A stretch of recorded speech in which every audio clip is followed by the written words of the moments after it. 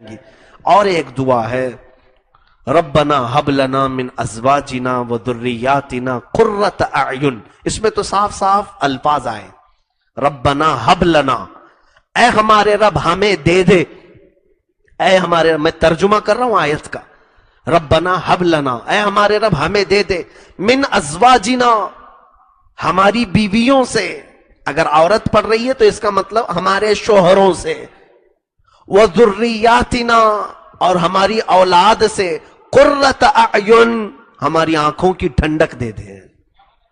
یہ تو اللہ نے خود سکھا دیا، ربنا حب لنا من ازواجنا وذریاتنا قرۃ اعین، یہ 19ویں پارے کی آیت ہے، سورہ فرقان کی آخری آیتوں میں یہ ہے، وجعلنا للمتقین اماما، یہ پوری آیت ہے، اس کو بھی روزانہ ورد میں رکھیں، جن کی اولاد بگڑی ہے وہ بھی صحیح ہو جائے گی انشاءاللہ، کیونکہ یہ دعا کی تاثیر ہے۔ آپ ایک بندہ کیا چاہتا ہے؟ اپنے گھر کا سکون، اپنے گھر کا سکون، 24 گھنٹے میں اس کے آدھا وقت جو ہے اپنے گھر میں گزر جاتا ہے، اس کی رات اپنے گھر میں ہوتی ہے، اس کے کھانے پینے اور سکون لینے کے لیے وہ کہاں جاتا ہے؟ گھر میں جاتا ہے۔ اور جس کے گھر کا سکون غارت ہو گیا، پھر وہ ادھر ادھر کے کٹے ڈھونڈتا ہے، چوک ڈھونڈتا ہے، اور پھر غیبت چوک ملتا ہے، کبھی چگلی چوک ملتا ہے، کہیں نہ کہیں وہ سکون لینے کے لیے جاتا ہے۔ پھر اس کا مطلب یہ ہے کہ جن کو گھروں میں سکون نہیں، وہ ٹوہ میں لگ جاتے ہیں دوسروں کی، باہر چلے جاتے ہیں بیچارے۔ گھروں کا سکون ایک ایسی بڑی نعمت ہے کہ انسان کہیں پر بھی رہے بھاگ کر اپنے گھر میں آنے کی تمنا کرتا ہے، وہ طلب کرتا ہے۔ میں نے دیکھا ہے بہت سارے بزرگوں کے متعلق بھی کہ اخیر وقت میں میرے ساتھ ہی کئی معاملات ایسے ہوئے ہیں کہ عمر کافی ہو چکی تھی، ہاسپٹل میں ایڈمٹ ہے، جانکنی کا وقت تھا، نزا کا وقت، لوگ یاسین پڑھ رہے ہیں، ساری چیزیں، ہاسپٹل میں ہیں، روح نکل بھی نہیں رہی تھی، تو بڑی تکلیف تھی۔ میں بھی گیا، میں نے صرف اتنا مشورہ دیا کہ انہیں اٹھاؤ اور گھر لے جاؤ۔ گھر لے کر کے آئے، صاف ستھرا پلنگ رکھے، اور تھوڑی دیر میں روح قبض ہو گئی۔ وجہ یہ ہے کہ روح کو قرار بھی اس کے اپنے گھر میں ملتا ہے، اس کا سکون ہے۔ بہت سارے لوگوں کی روح اٹکی ہوتی ہے کہ اس ہاسپٹل میں مرنے سے بہتر ہے میں اپنے گھر میں چلا جاؤں، یہ بھی چیز ہے۔ تو گھر کا سکون ایک بہت بڑی دولت ہے۔ یہ کیسے ملے گا؟ یہ دعا کرو جو دعا میں نے بتایا، ربنا حب لنا من ازواجنا وذریاتنا، یعنی گھر کا سکون اس کے دیواروں سے نہیں، گھر کا سکون تمہارے ٹائلز، ماربل، اور پھر جو جھومر، پنکھے، ان تمام چیزوں سے گھر کا سکون نہیں۔ سب لگا لو لیکن بیوی اور بچے شریر ہوں تو یہ ساری چیزیں تمہارے لیے آگ بن جائیں گی۔ آگ ہے، اے سی بھی ٹھنڈی نہیں کرتی جب عورت کی زبان چلتی ہے، تو اے سی بھی کچھ نہیں کام کرے گی۔ ہاں، اگر کسی کا گھر جھونپڑی میں ہے، کچھ بھی نہیں ہے اس کے گھر میں سجانے کا، سمانے کا سامان، لیکن اولاد اس کے ادب میں کھڑے رہتے ہیں، بیوی اس کے لیے فرما بردار ہے، تو وہ جھونپڑی ہی اس کے لیے جنت کے برابر کام کرتی ہے، سکون کا ذریعہ ہے۔ تو گھروں کا سکون اپنی بیویوں اور اپنی اولاد سے ہے۔ اس کے لیے میں یہ دعا آپ کو بتایا، ربنا حب لنا من ازواجنا وذریاتنا قرۃ اعین، اے ہمارے رب ہماری بیویوں سے اور ہمارے اولاد سے ہمیں ہماری آنکھوں کی ٹھنڈک عطا فرما۔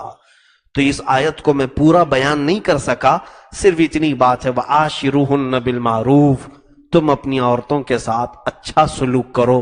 اب اس سب کو پتا ہے اچھا کیا ہوتا ہے، برا کیا ہوتا ہے، بہت زیادہ تفصیل میں جانے کی ضرورت نہیں۔ جو تم کھاؤ وہ اسے کھلاؤ، جو چیز تم اپنے لیے پسند کرتے ہو وہ اس کے لیے پسند کرو۔ کبھی ایسا ہوتا ہے کوئی کنجوس اپنے لیے کچھ بھی نہیں پسند کرتا، تو وہ کیا کرے پھر؟ آپ ہی نے تو کہا تھا آپ اپنے لیے جو پسند کرو اپنی بیوی کے لیے۔ میں کنجوسوں کی بات نہیں کر رہا ہوں، بخیلوں کی بات نہیں، اس کی زندگی دیکھو۔ وہ عورت کیا پسند کرتی ہے اپنے لیے؟ ایک درمیانی زندگی گزارنے والے جس طرح سے زندگی گزارتے ہیں انہیں وہ چیزیں دینے کی کوشش کریں۔ اب عورتوں کے لیے بھی چند باتیں میں بتا دوں تاکہ عورتیں بے جا زبردستی کے مطالبے اپنے مردوں سے نہ کریں کہ کہا کہ تفسیر میں تو سب مردوں نے سنا ہے کہ عورتوں کے ساتھ اچھا سلوک کرو، اچھا سلوک کرو، اچھا سلوک کرو. عورتیں کان کھانے لگ جائیں. دیکھو اچھا سلوک یہ ہے، صبح بھی پیزا لاؤ، دوپہر میں برگر لاؤ، رات میں تندوری لاؤ. یہ مطالبے ہیں، یہ بیجا ہے. تمہارے مرد کی اپنی حیثیت اور استطاعت دیکھو، اس کی جو کمائی، اس کی آمدنی دیکھو، اسی کے اعتبار سے اپنی خواہشات کا اظہار کر سکتی ہے. وہ کماتا ہے تمہارا شوہر 1000 روپے اور تم اس سے مطالبہ کرتی ہو 5000 کا. یہ ظلم عورتوں کی طرف سے ہو جائے گا، پھر عورتوں کی طرف سے یہ پکڑ ہو جائے گی. اسی لیے بہت سارے مرد حرام کاریوں میں، گناہوں میں مبتلا ہوتے ہیں.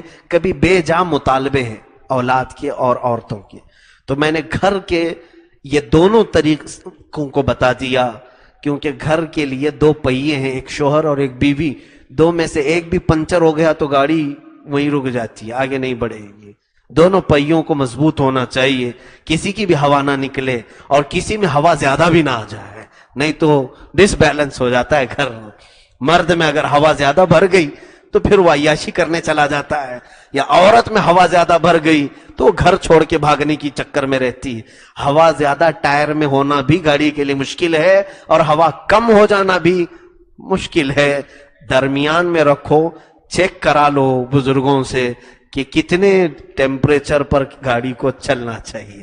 یہ تمام چیزیں جو عقل میں آنے والی ہیں وہ میں نے بتایا. اور سب سے بہترین آئیڈیل میرے مصطفیٰ کریم صلی اللہ علیہ وسلم کی زندگی ہے، مولا علی شیر خدا کی زندگی ہے، غوث پاک رضی اللہ تعالیٰ عنہ کی زندگی ہے. ان کی زندگیاں دیکھو اور اس طرح سے گزارنے کی کوشش کرو. مولا ہمیں ہمارے گھروں سے سکون عطا فرما، ہماری اولاد اور ہماری بیویوں کو ہماری آنکھوں کی ٹھنڈک بنائے. کریم خدا ہمیں دنیا میں مرأت صالحہ، جو دنیا کی سب سے بہترین نعمت ہے، وہ عطا فرمائے. قیامت کے دن بھی مولا ہم سب کو رسوا ہونے سے محفوظ فرمائے. وآخر دعوانا الحمد للہ رب العالمین.